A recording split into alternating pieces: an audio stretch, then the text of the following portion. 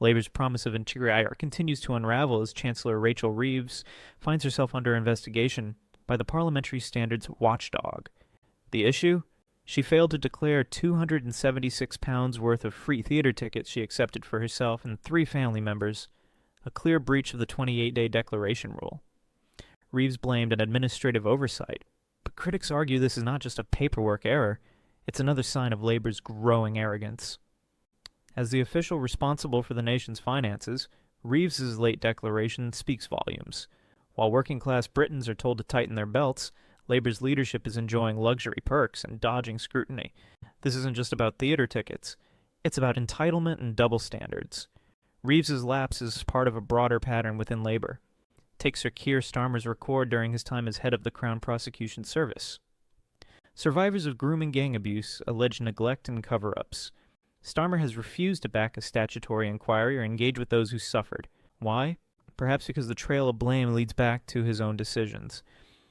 Then there's Angela Rayner, deputy leader, who is under investigation for potentially dodging council and capital gains tax by not correctly declaring her primary residence.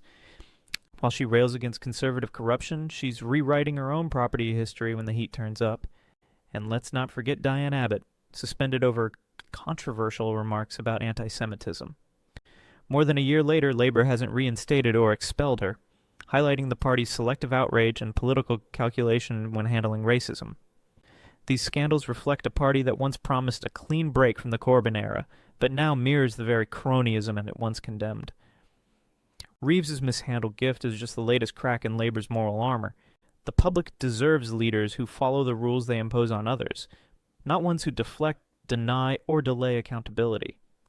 Meanwhile, Reeves is also making headlines abroad. In Washington, she indicated the UK might cut tariffs on U.S. car imports from 10% to 2.5% as part of a broader trade deal with the Trump administration. Reeves emphasized that the UK wants to lower trade barriers while protecting domestic industry and maintaining strict food standards, particularly in resisting pressure from the U.S. to accept hormone-treated beef. The proposal is part of efforts to ease Trump-era tariffs, including 25% duties on UK car and steel exports, and a general 10% tariff on others. Reeves noted that the UK is in a country with a large trade surplus and is working toward a fair deal that protects consumers and farmers. However, critics remain skeptical. Shadow Chancellor Mel Stride warned that any agreement must preserve the UK's food safety rules and benefit British workers. He also criticized the government's slow progress in securing a deal.